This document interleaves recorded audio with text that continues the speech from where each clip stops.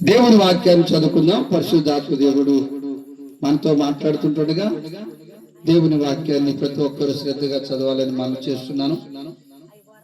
జ్ఞాని సొలొమోను సామెతల గ్రంథంలో చక్కని మాటలు తెలియజేశాడు. నీతిమంతులను జ్ఞాపకము చేసుకొనుట ఆశీర్వాదకరమగునన్నాడు. నీతిమంతులను జ్ఞాపకము చేసుకొనుట ఆశీర్వాదకరమగును. ఈ ఆశీర్వాదాలు చిట్టమ్మ గారు విడిచిపెట్టించిన పిల్లలకు కలగాలంటే ఇలాంటి స్తుతి ప్రార్థనలు ఏర్పాటు చేసుకుని నీతిమంతుడైన యేసయ్యను స్తుతించాలి, నీతిమంతుడైన యేసయ్యను ఆరాధించాలి. అప్పుడు వారి జీవితములలో వారి ధనము కానీ, వారి వెండి బంగారము కానీ, వారి కులము కానీ, వారి బంధువులు కానీ ఇవ్వలేని శాంతి, ఇవ్వలేని నెమ్మది ప్రార్థన ద్వారా వారికి కలుగుతుంది. దేవునికి స్తోత్రం చెబుదాం. హల్లెలూయా. చూడండి, ప్రసంగి గ్రంథంలో ఒక మాట ఉంది, 4వ అధ్యాయము 2వ వచనం. ప్రసంగి గ్రంథం 4వ అధ్యాయం 2వ వచనం. కాబట్టి ఇంకను బ్రతుకుచున్న వారి కంటే ఇంతకు ముందు కాలము చేసిన వారే ధన్యులు అనుకుంటేనే. అది ఇక్కడ చూసారు.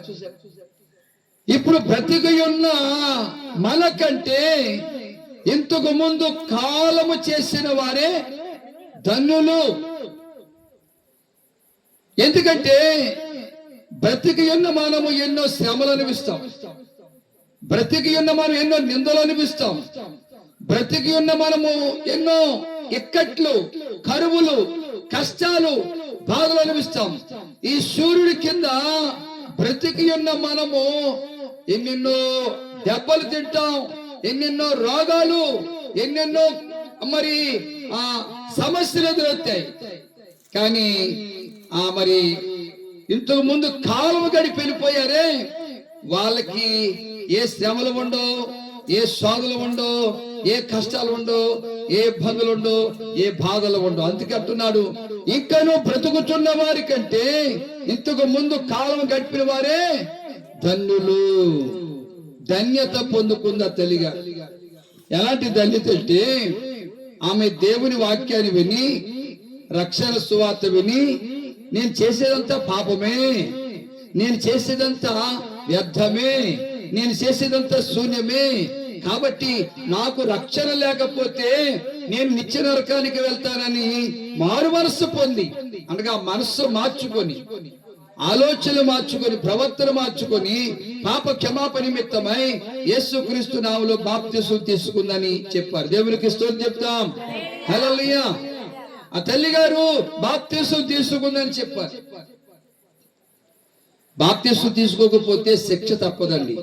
చూడండి, మార్కు సువార్త 16వ అధ్యాయం 16వ వచనంలో, నమ్మి బాప్తిసం పొందేవాడు రక్షింపబడును, నమ్మని వానికి శిక్ష విధింపబడుతుంది. శిక్ష, ఆ శిక్షే భూలోకంలో బ్రతికినప్పుడు వచ్చే శిక్ష ఏంటంటే శరీరానికి శాపగ్రస్తమైన రోగము, శరీరానికి హృదయానికి వచ్చే వేదన, దుఃఖము, బాధ ఈ లోకంలో జరిగింది. తర్వాత సరిపోయిన తర్వాత నిత్య నరకాగ్నినే బాధ. ఆ శిక్ష నుంచి మనం తప్పించబడాలంటే ఏమంటున్నాడు? మార్కు సువార్త చదవన మాట, నమ్మి బాప్తిసం పొందినవాడు, చూసారా, నమ్మి బాప్తిసం పొందినవాడు రక్షింపబడును. పొందనవానికి, నమ్మని వానికి, బాప్తిసం పొందిన వానికి శిక్ష. శిక్ష 7 ఏళ్ల శ్రమల రోజు, పాపులంతా ఏడ్చే రోజు. 7 ఏళ్ల శ్రమల రోజు, పాపులంతా ఏడ్చే రోజు. అదే అదే ఆ రోజు, యేసయ్య ఉగ్రత రోజు. 7 ఏళ్ల శ్రమల రోజు, పాపులంతా ఏడ్చే రోజు. హల్లెలూయా. ఎవరు ఏడ్చే రోజు అంటమ్మా? పాప క్షమాపణ నిమిత్తము యేసు క్రీస్తు నామములో బాప్తిసం పొందకుండా జీవించేవారట ఏడ్చే రోజు రాబోతుందట. గతంలో మీకు చెప్తున్నాను, యేసు ప్రభు చెప్పిన మాటలు ఈనాడు చాలా మంది వినట్లేదు. యేసు ప్రభు ఏమన్నాడంటే, గిన్నెలో తలతలలాడగాను దాని వైపు చూడొద్దు, ఎందుకంటే అది చివరికి కట్ల పాములే కాటి వేస్తుంది అన్న. ఏంటి గిన్నెలో తలతల్లాడేది? సీప్ లిక్కర్ సీసాలు ఎలా ఉంటది, దగదగ మెరితే తలతల్లాడుతుంది. ఆ గిన్నెలో తలతల్లాడి దాని వైపు చూడకు. చూసావా, చివరికి కొంతకాలమైన తర్వాత కట్ల పాములే కాటి వేస్తుంది. లివర్ కాటి వేసింది అనుకో, ఊపిరితిత్తులు కాటి వేసింది అనుకో, ఏమంటే జీర్ణాశయం కాటి వేసింది అనుకో, గుండెని కాటి వేసింది అనుకో, శిక్ష అనిపిస్తా మంచం మీద పడి అయ్యో ఊపిరందట్లా అమ్మా. మొన్న ఒకసారి నేను హాస్పిటల్కి వెళ్తే అలా ఏమే ఊపిరందట్లేదే అంటున్నాడు. ఆ వంటది నేనేం చేయను రా బాబు, తాగొద్దంటే విన్నావా? తాగి తాగి తాగి తాగి చెడగొట్టుకున్నా. అప్పుడు నేనేం చేయనంటే చెయ్యలేగుతున్నారు. మరలా డాక్టర్ గారు వచ్చి 4 పీకారు. అప్పుడు అయ్యా మా అమ్మ మాటలు లేదయ్యా, అయ్యా మా ఆవిడ మాటలు లేదయ్యా, అయ్యా నా కొడుకు మాటలు లేదయ్యా, నా కూతురు మాటలు లేదయ్యా, అందుకే ఈ శిక్ష వచ్చింది అన్న డాక్టర్ గారు.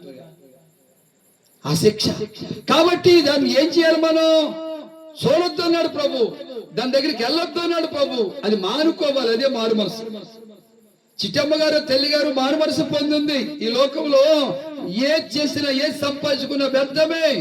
నేను యేసుక్రీస్తు నమ్ముకోకపోతే నాకు అలాంటి శిక్ష వస్తుందని తెలుసుకొని పాప క్షమాపణ నిమిత్తం యేసుక్రీస్తు నామములో బాప్తిసం పొందింది. దేవునికి స్తోత్రం చెబుదాం. అందుకే ఆమె ధన్యత పొందుకుంది. ఏం పొందుకుంటుందమ్మా? ధన్యత. మరి ఈనాడు ధన్యత చాలా మంది ధన్యతను పోగొట్టుకుంటున్నారు. ధన్యమో ఎంతో ధన్యమో యేసయ్యను